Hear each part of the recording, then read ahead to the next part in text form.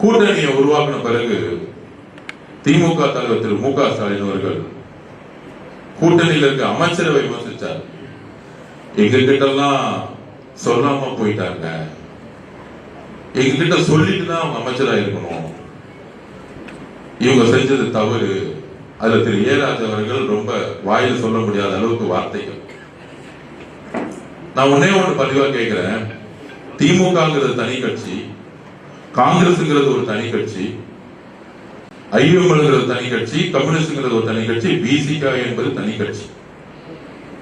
தேர்தல் முடிந்த பிறகு அந்தந்த கட்சியுடைய உயர்நிலை குழு எடுக்கக்கூடிய முடிவை கேள்வி கேட்கக்கூடிய அதிகாரம் திரு மு க ஸ்டாலின் அவர்களுக்கு எங்க வந்தது?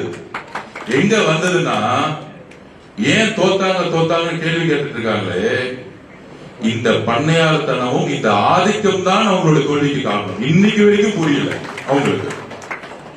ஆதிக்கத்தை எதுக்குறதா அரசியல். ஒரு இன்னொரு கட்சியை பார்த்து நீங்க ஏன் இந்த முடிவெடுக்கிறீங்கன்னு சொல்லக்கூடிய ஆதிக்கம் எங்கிருந்து வருதுன்னா, தன்னை பிறப்பிலிருந்து நம்ம ஆரம்பத்தை சொன்னோம், பிறப்பால் ஒருவர் முதல்வர் ஆகும் பொழுது ஏற்படக்கூடிய மனநிலையுடைய பிரச்சனை. இந்த மனநிலையை உடைக்கிறதுக்கு தான் அன்னைக்கு புரட்சி தலைவர் எம்ஜிஆர் அவர்கள் அதிமுகவை ஆரம்பிச்சாங்க. அப்ப இந்த மனநிலையை உடைக்கிறது தான் தமிழக மக்களின் ஆதிக்கத்தை தூக்கி எறிஞ்சாங்க. அப்ப விசிகேவை பார்த்து அசிங்கமான வார்த்தைகள், கம்யூனிஸ்ட் தொலைகளை அசிங்கமான வார்த்தைகள் சமூகம் கொடுக்கல. ஐயோமலை பார்த்து இஸ்லாமிய சகோதரர்களுக்கு மத சார்பு தான் முக்கியம் சொல்லக்கூடிய திமுக ஐயோமலை பார்த்து சொல்றாங்க.